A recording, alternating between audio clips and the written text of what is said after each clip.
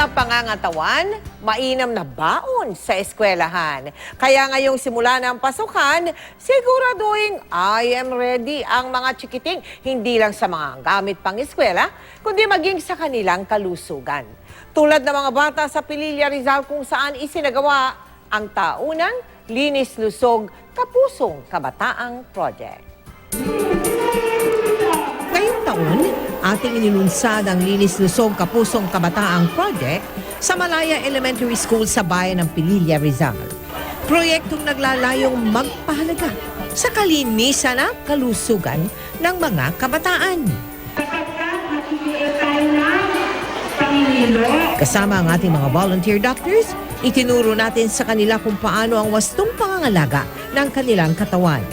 Tulad ng paghugas ng kamay, paggupit ng kuko, tamang pagligo para iwas kuto at ang wastong pagsisipilyo. Sinamahan din natin yan ng paglalagay ng fluoride upang patibayin pa ang kanilang mga ngipin.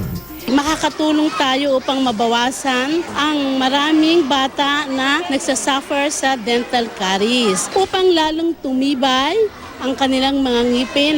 300 mga bata ang ating naturuan, kabilang sina Jasper, Shalani at Esam. At upang tulungan silang alagaan ang kanilang katawan, handog natin sa kanila libreng toothbrush, toothpaste, shampoo at sabon. Nagkaroon na po kami ng tag-iisang toothbrush. Hindi na po kami maghihiraman. Ito po yung unang beses na nagkaroon po kami ng tag-iisang toothbrush. Si Jasper nga hindi na makapagpigil at ginamit agad ang bago niyang toothbrush. Maraming salamat po at nagkaroon na po akong toothbrush sa sarili. Ang mga simpleng paraan na ito ang magbibigay sa kanila ng linis, lusog na kinabukasan.